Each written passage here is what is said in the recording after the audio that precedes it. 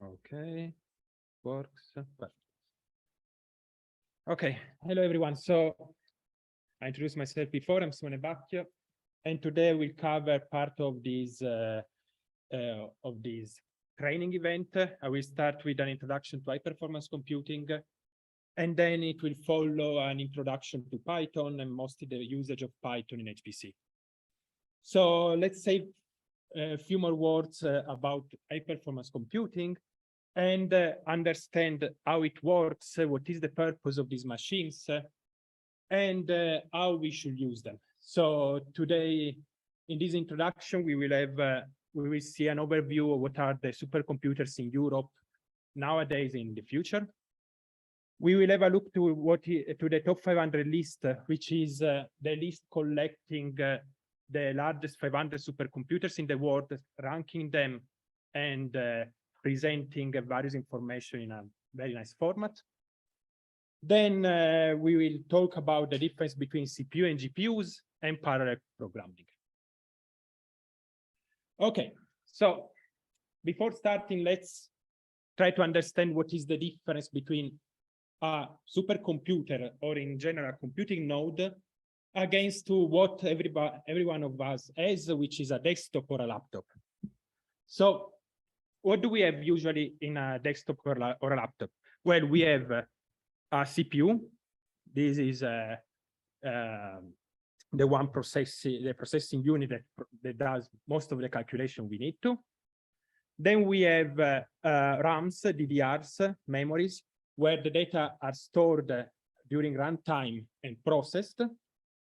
Many devices may have also GPU, which is a graphic processing unit, and is specialized for, as the name says, for graphics, but nowadays it's very important also for calculation on data.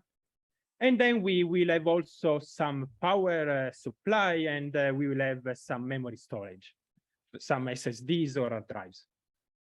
On the other hand, a computing node, it's one of these slots here. This is one of the major component of a supercomputer. What does it have? Well, it has much larger CPUs, in this case are two in the same node. So usually they may reach 64 cores against 8 cores of your laptop commonly. So these are 64 cores. They have much more memories. You can see here all the slots. Usually it can reach up to 512 gigabytes per node, which is a lot compared to, I don't know, 16 or 32 gigabytes in your laptop.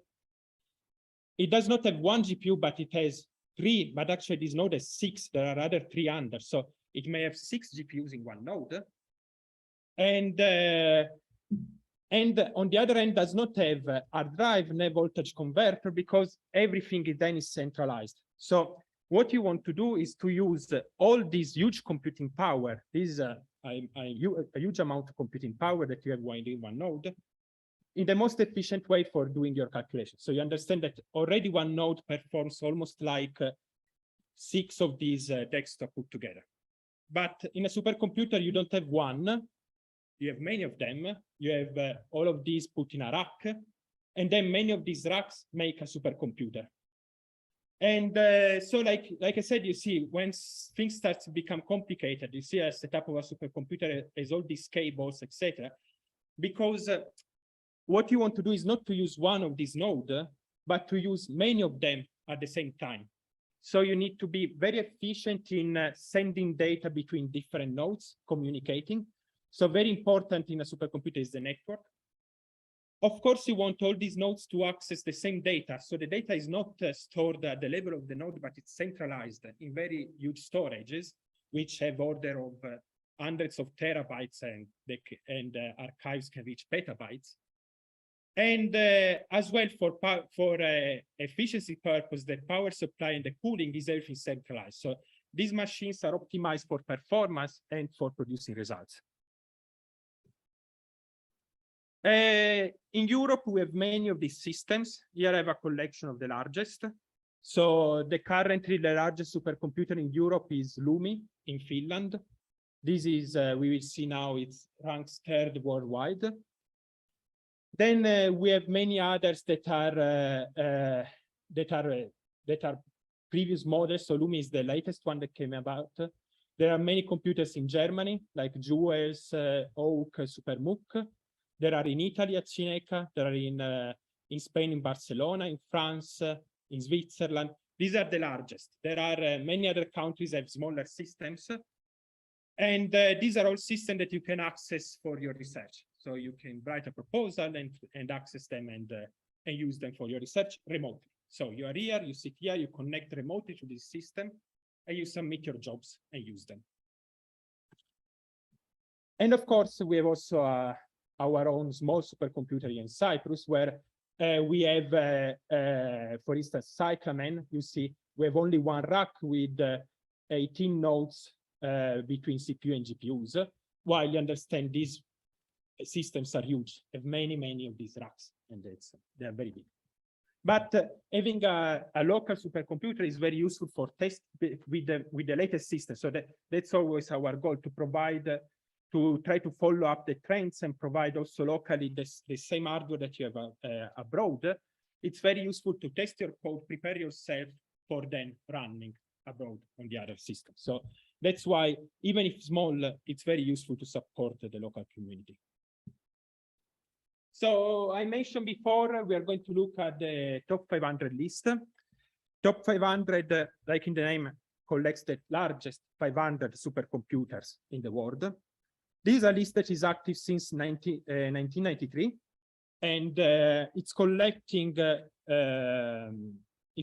since then what are the systems worldwide. These can be any kind of system used for research, academic purpose, industry, and you can see how incredible has been the progress since then. So in this plot, you cannot read well here, on this scale, yeah, here the slides are slightly cut. So maybe I go out with the presentation. So on this scale, we have the number of flops, and we can go from gigaflops. So giga is the it's an order of magnitude in the measurements that I guess all of you know. So you have gigabytes. Giga are thousands of mega, and then after giga you have teras. Teras are thousands of gigas. After tera you have petas, that are thousands of teras, and then you have exa, that are thousands of peta. So this scale, every line, it's an order of magnitude. So we start from 1 gigaflop and we arrive to 1 exaflop. You can see that the number one supercomputer back in the days was about 60 gigabytes, 60 gigaflops. Yeah, sorry, I forgot to mention. What are flops? Flops are the floating point operation per second. So this is what we use in HPC to measure the power of supercomputer. Like you measure the data in gigabytes, how many bytes you can store. Flops indicates how many floating point operations, so the multiplication between two numbers, basically, or the addition, so the operation between two floating points, you can do per second. And okay, this is measured in double precision, so with standard double numbers. And so 1 gigaflop means that you can do 1 billion of these floating point operation per second. Okay, and exaflops are yeah, billions of billions. So the back in the days was were 60 gigaflops, and nowadays finally we reach what is known as the exascale performance, where the largest supercomputer has performs with 1 exaflop.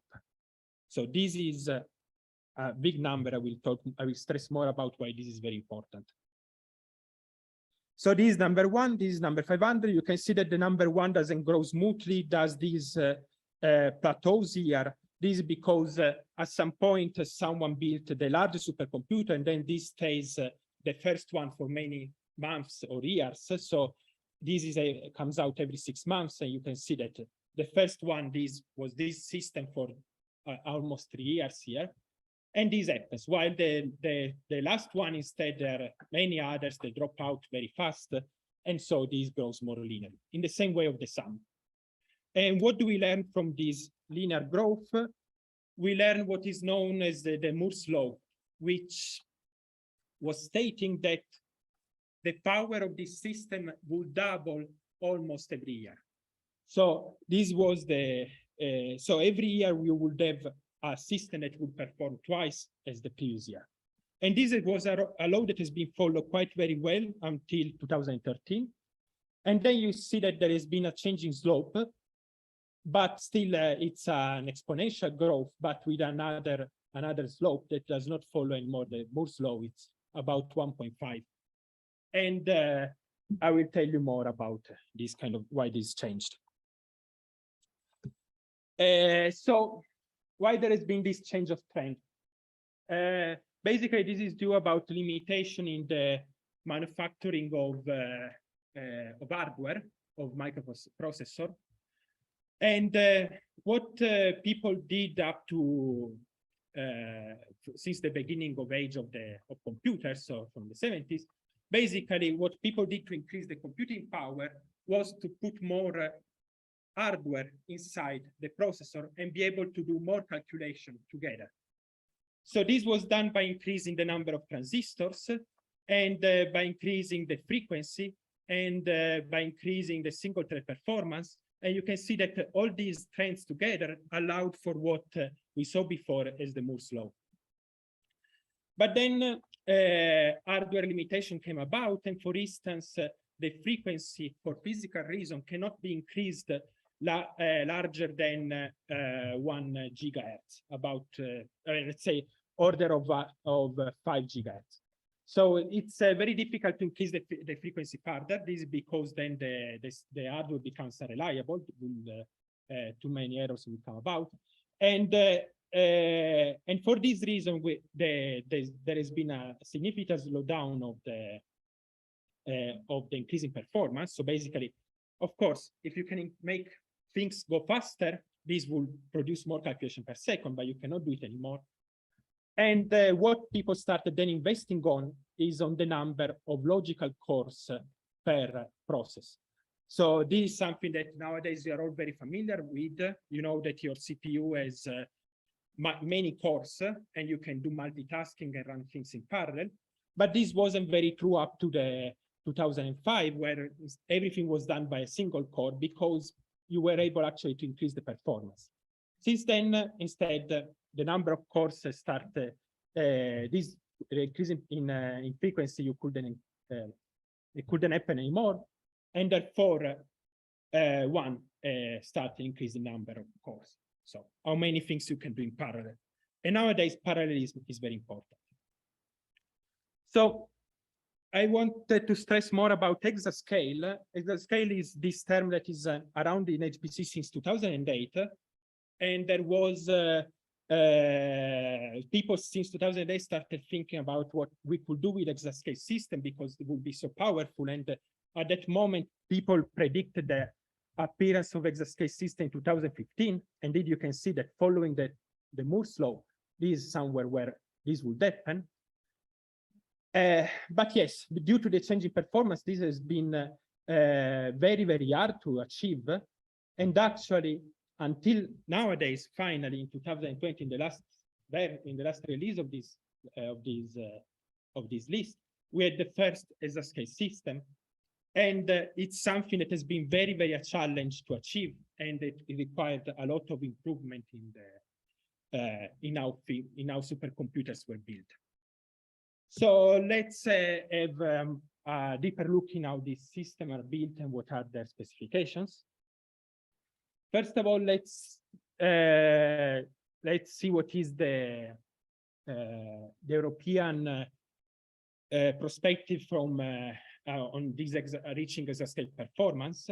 Stelio mentioned the EuroHPC project. It is the project that is funding the next generation of supercomputers in Europe. So it has already funded the creation of 5 new petaflops machines. These are available in Bulgaria, Czech Republic, Luxembourg, Slovenia, and Portugal. And the creation of 3 exascale systems that are the largest nowadays in Europe, which is Lumi, that I mentioned in Finland, and Leonardo and Mare Nostrum in Italy and Spain, respectively, that still have to come online, but are being built right now.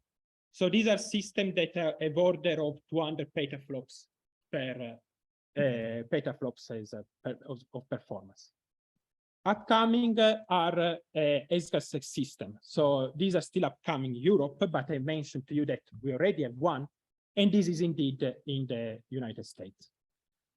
This system is Frontier, that is in United States at Oak Ridge, and you can see here the size of this system. So Frontier is a system that has 1.1 exaflops of performance, and it has 8,700,000 cores. So these are the numbers of cores you can use.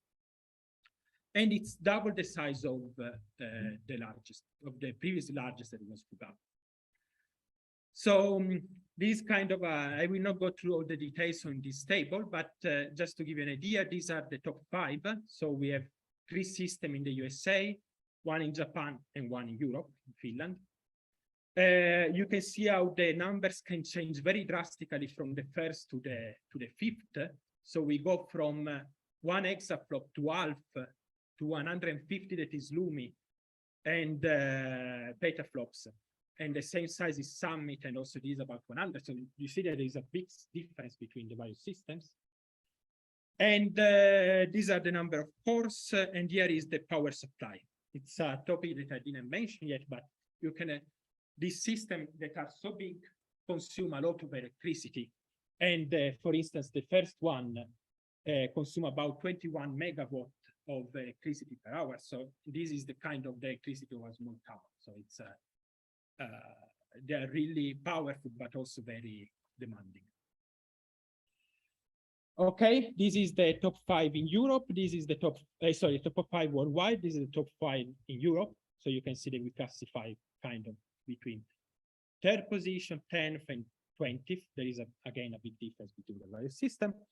And these, mostly the European system, a system that you could use in your research. So what almost all these systems have in common? The thing that most of them have in common is the hardware. So there is a very big difference in performance, but it's just the size, is how much money they put in.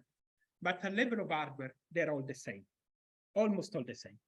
And what can you see in this table? You see that many of them have NVIDIA GPUs, different models, but NVIDIA GPUs, or the AMD GPUs, but all of them, apart Fugaku, that was CPU only, have GPUs. And the GPUs are indeed the one that provide power to this system, and is the one that you really need to learn how to use nowadays in order to be able to exploit this system. So unless you have a code that runs on GPUs, it's very difficult to then get access to this system. Unfortunately, it's not the topic of this training event to learn about GPU programming. This will be for the next event. But it's something that, yes, it's the next step you need to achieve with your code if you want to be able then to scale on these systems. So, okay, before moving on and talking about CPU and GPU, just a look about future systems. We are going to have in Europe an exascale system, Jupiter, in HPC in Germany. So this is going to come about in 2024. So in a couple of years, we are going to have also our first exascale system. And we have the 2-1 that I mentioned in Spain and Italy. In the same way, though, between in a couple of years as well, US will already have about 2 exascales system, which is a Cap10 in USA. So it's always difficult to stay up to pace. So the hardware. The hardware, you can see it. You can see in this table some statistics about the hardware of the system.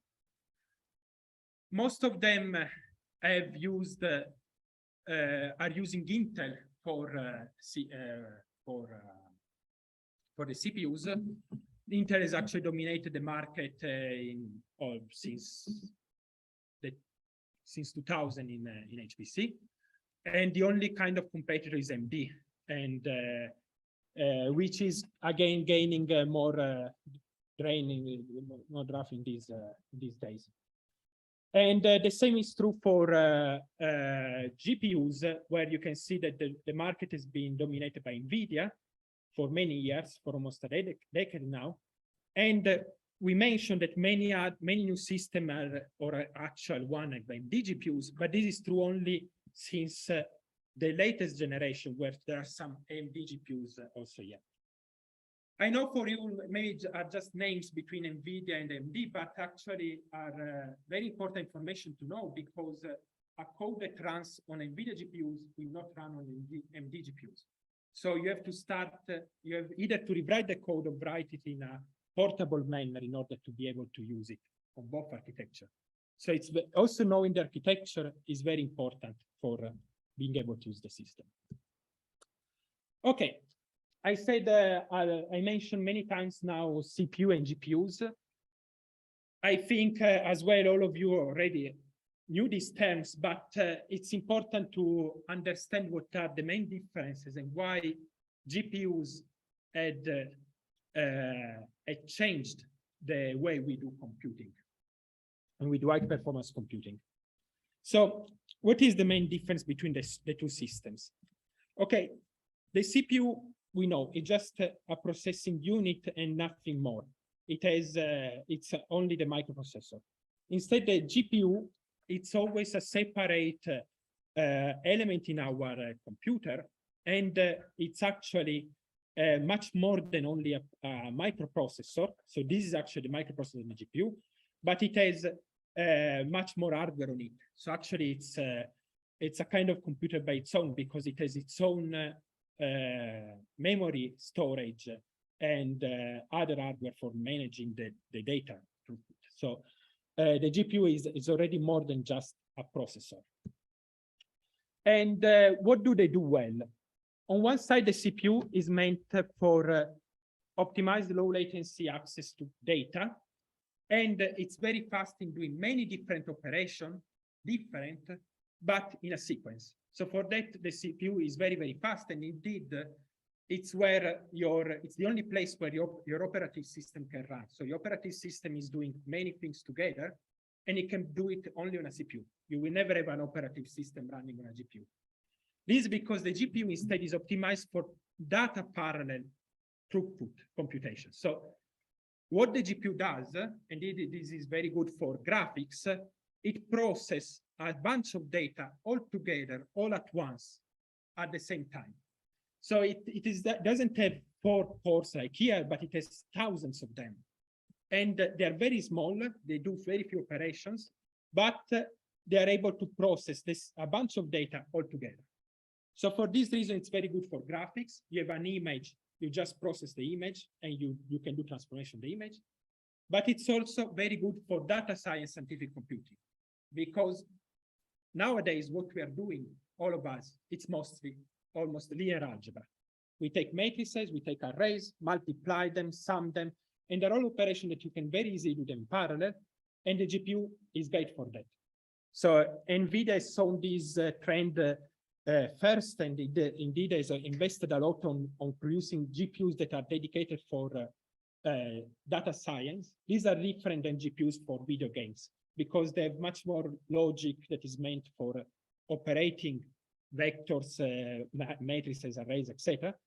So are different kind of GPUs that optimize for data science, and they are very, very good at what they do, and they're very fast. And this indeed has changed the way we do high-performance computing. The high-performance computing moved from the CPU to the GPU. And the trend nowadays indeed are kind of similar. So newer CPU, like we know, they have much more cores. They're much more meant for parallelism, so they're becoming more like a GPU. And newer GPU for data science have a better logic, and so also then they're kind of going more like a CPU. But they're still two very different pieces of hardware, especially in the fact that the GPU is also very fast in what it does, because it has an optimized memory that is much smaller. Here I mentioned you can reach 512 gigabytes. This guy usually it's up to 16 gigabytes. Only nowadays there are GPUs that have more, but it's very fast and directly connecting the hardware to the chip. So these pieces of hardware here are what is named VRAM, and they're directly connected to the hardware. So they are very, very fast in moving data around, process them, and producing. So why the architecture is so important? So once, until we didn't have GPUs, we had only CPUs, you didn't have to worry much about how you write your software, because you will write your code. So you write, how does it work usually, this flow? You write a piece of software, some code, then you ask, this is done in a certain programming language. I guess many of you, I don't know, are familiar with Python. Python, it's not really a compiled code, so it's not good for this example. But if worldview is using C, C++, Fortran, these are compiled code. And so you write your code, and then you ask a compiler to translate what you did in machine code. And so the compiler knows what is your hardware, knows what your hardware can do, and produces machine code for that hardware.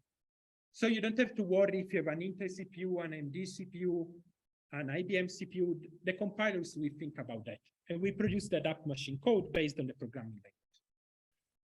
But if you have something like a GPU now, or a different kind of CPUs, it's very important. Now, this is going to affect not just how the compiler will do, but also how you write your software, because now you need to write software that is much more meant for data parallelism. And it needs to use the hardware in the appropriate way. So what a computational scientist nowadays needs to know very well is not just how to program, but also how to use the hardware in the best way. And this is kind of the focus of these training events. So to go farther from your knowledge in programming to the knowledge in HPC, so in doing high performance computing. So this change how you do it. So for instance, we said when you go on GPU, you might have to write code with CUDA if you want to run it on NVIDIA GPUs, or with IP if you want to write on AMD GPU. So these are two different programming models that you can use for writing a software that does on GPU. So like I mentioned, once you know the hardware, this will change how you program. There are ways to write it in both languages. I will not say much more, but just to make you understand that it's very important, the knowledge of the architecture.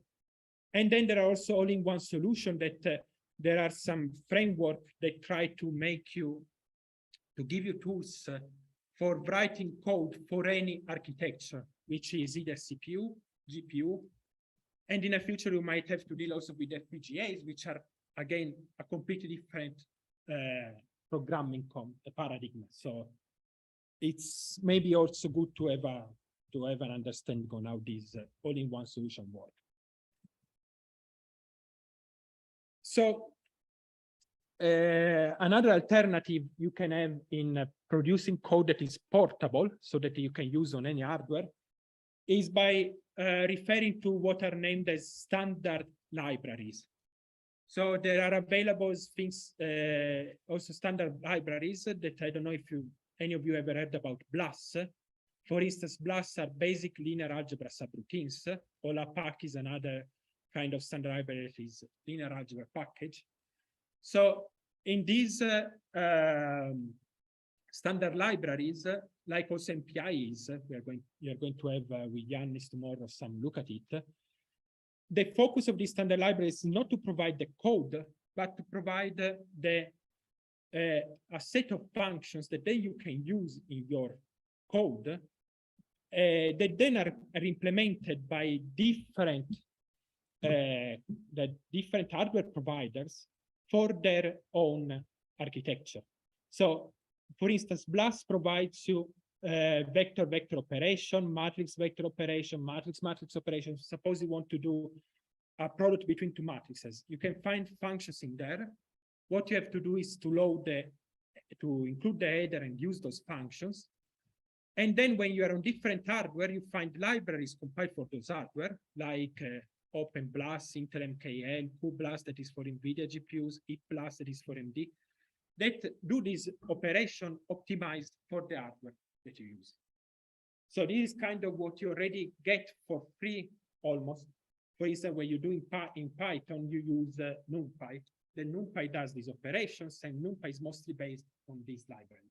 In the same way, you can have CuPy that runs on GPUs, and there's the same paradigm.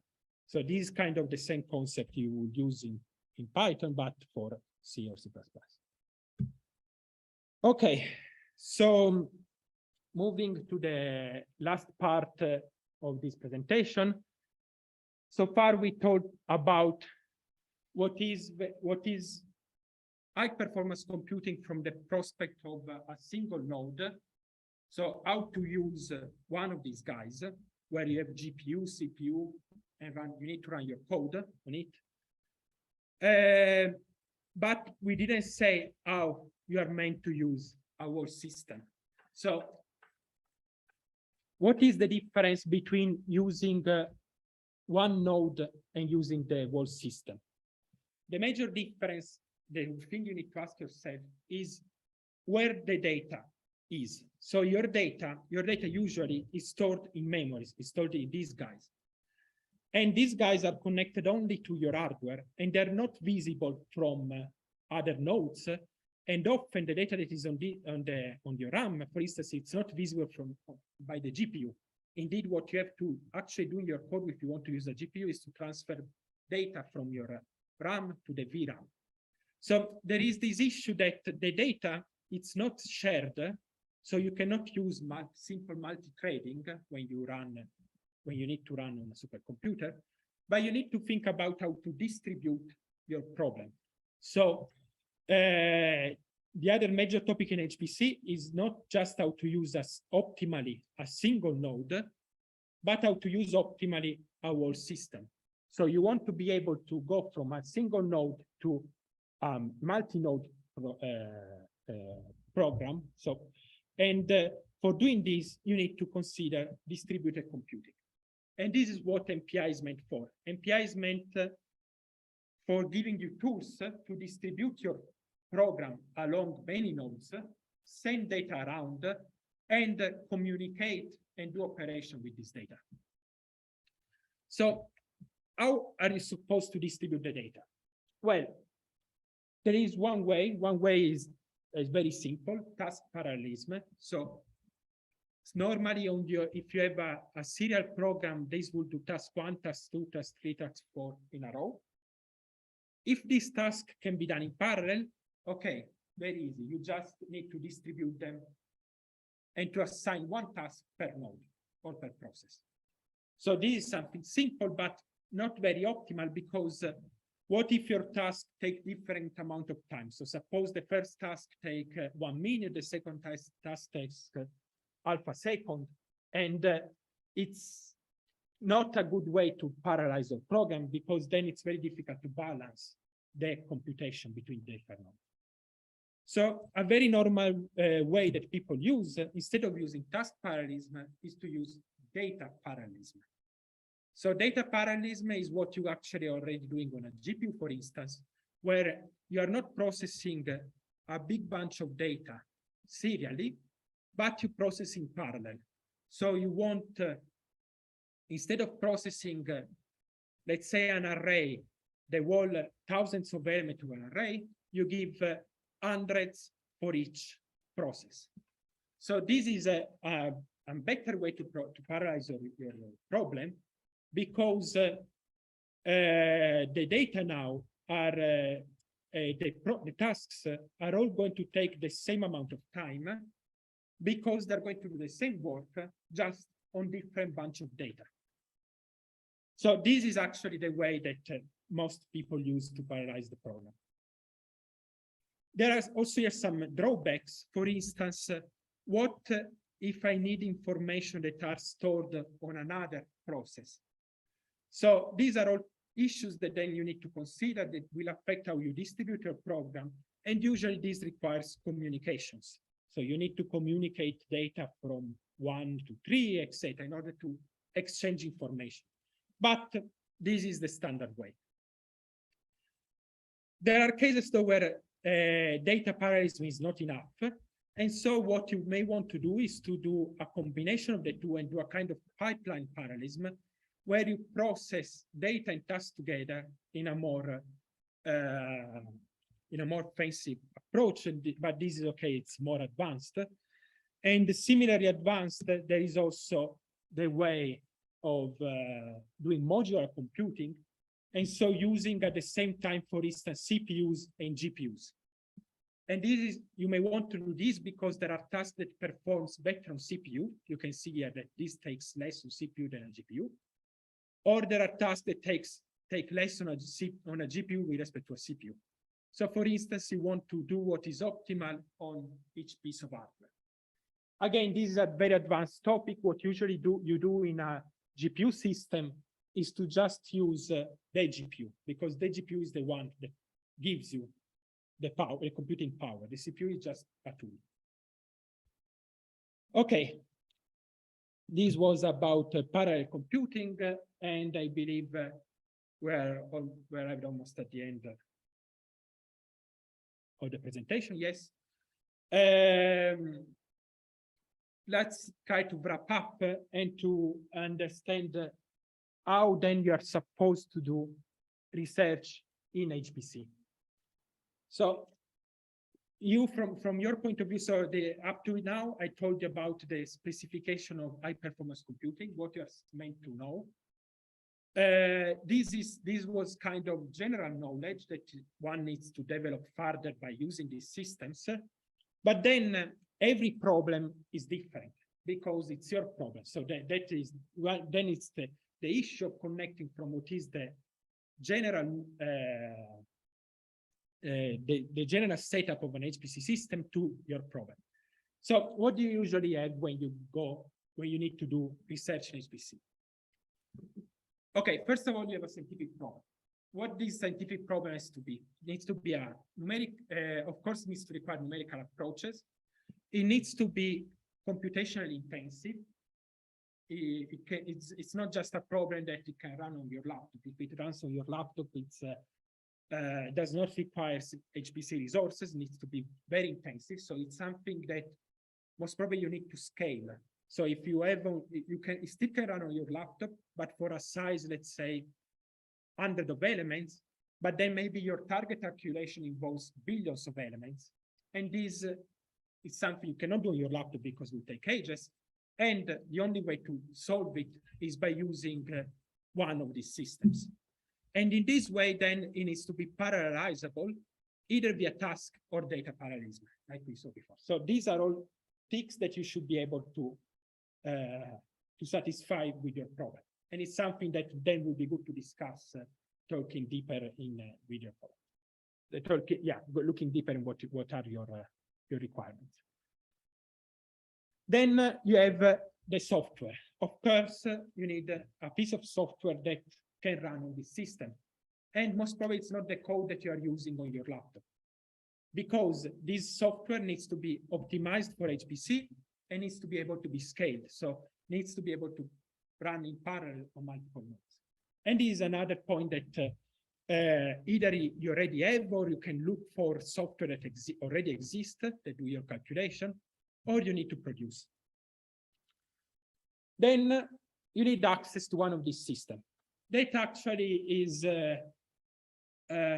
it's not a too difficult part, but requires experience as well. Because for getting access, what you need to do is like for getting funding for your research, you need to write a proposal. So you need to there are regular calls for access to computer time. And you need to write a proposal where they ask you to explain your research, the software, how good your software is, runs, etc. So it's better at the beginning to aim to smaller systems where it's easier to get access because there are not many requirements than going directly to the largest. And this is the process also, one of the aim of these training events and also our center to help you with the process of going from a small system to a large one. So what do you usually need to do for writing a proposal? Well, you can ask very easy for a preparatory access. This is something very simple to do. Usually are a couple of pages. All the system give you preparatory access. They give you some time on the system that you can use to try your code out and collect data. Then you need to test, during this phase, you need to test your software and benchmark it, and write a proposal that is competitive. So your research, both from the scientific and computation point of view, needs to be competitive. Once you get computing time, then you need to produce results. This usually the computing time is for 1 year, and you have 1 year of time to run on this system, produce all your results, collect your statistics, analyze the data, and finally you can write applications on this data. So this is the process that all of us goes through while using HPC resources. I don't know how many of you is familiar with this process. And beside it, what you may want to also consider extra activities that are also very helpful in gaining access to computer time is to perform some numerical research. So you can improve your code from the algorithmic point of view, numerical point of views, develop your software, develop new methodologies. There are also very good points that help you to get access to a system if you show that you are using state-of-the-art technology for doing your calculation. And it's another very focus, another very important focus of your research. First, the left-hand side, then you can consider the right-hand side. And clearly this it's not something for one person, usually involves big groups for being able to do this research. And I believe all of you are involved in some,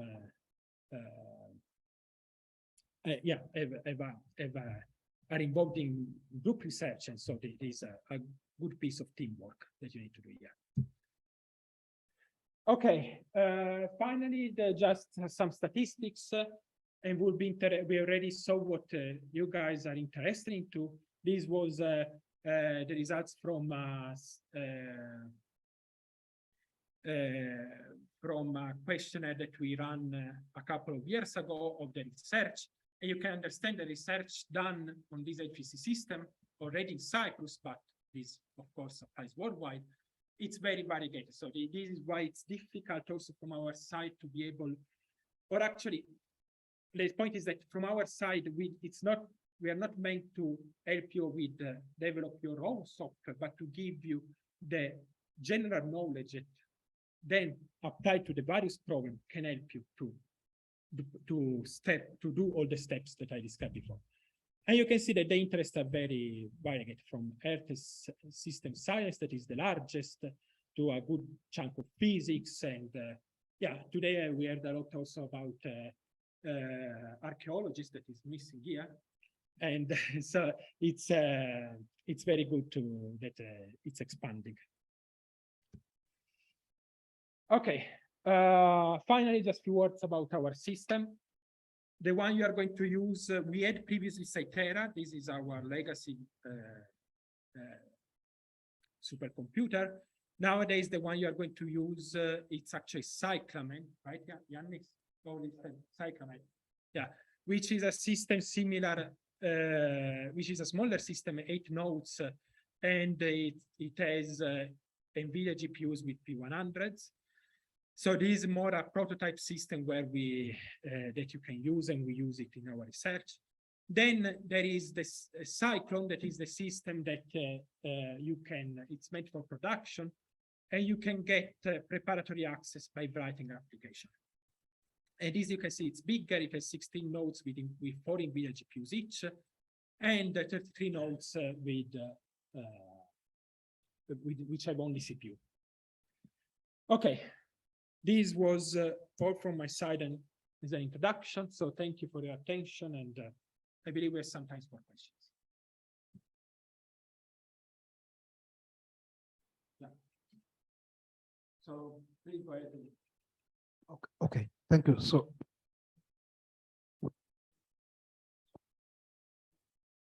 the work that you're doing is computational intensive. So my question, I was just wondering, do we have to draw a line, for example? How do we know that whatever you're doing is computational intensive? Because we have to look at the running time or the time of the space complexity of whatever you're doing.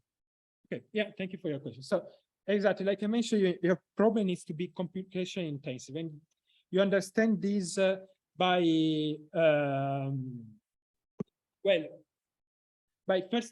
first of all, looking at the amount of data your software is to process, and also kind of at the runtime it takes on your laptop somehow. So these are 2 points that you may wonder about if your problem is computation intensive. So let's say, what kind of problem is it? Is it a problem that can you run it on your laptop or not? Or can you run it on your laptop only on a smaller size? Let's say, I don't know, what is your problem, for instance? Do you have in mind something? So sometimes back, I was doing some kind of feature importance using machine learning, and yeah, I just found, normally we just run some feature importance using some basic tools, but I went to research and I found some people working with Chaplay, and I ran the code, but it was not finishing up for 1 hour. So I didn't know that how long it's going to take. So I had to stop it, and okay. I don't know. But let's talk about machine learning. How is machine learning computation intensive? So all the machine learning problems usually, for instance, use huge data sets that are made of billions of data. And then for learning these data sets, they use maybe very deep neural networks, okay, that require, I don't know, some orders of, I don't know, seconds to get evaluated, okay?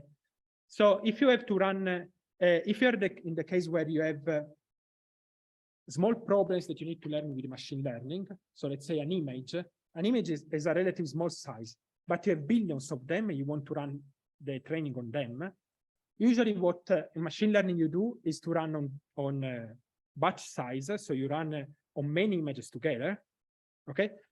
And if you're in the situation where you have a very big data set to analyze, so you're dealing with big data, then these resources are for you because you can distribute your training, and there are many tools for doing that, where you distribute in different, in this case, GPUs, your batch sizes, and you run the training in parallel. And it can become very computation intensive. So it's not computation intensive from the prospect of evaluating one network, even though it takes some time, but the network is always evaluated on a single image. So the image is a small thing, but you have to run billions of them. And that's why it can become computation intensive.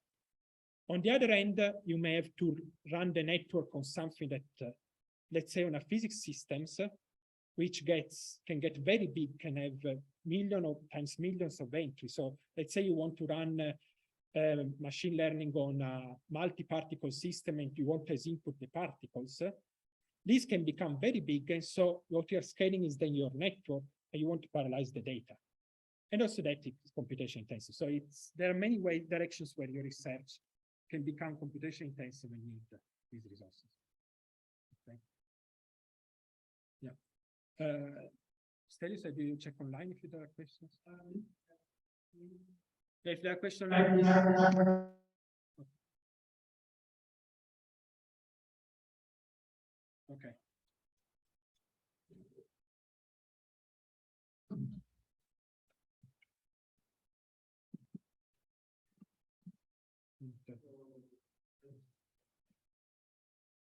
So if there's any questions, please unmute and ask Simone.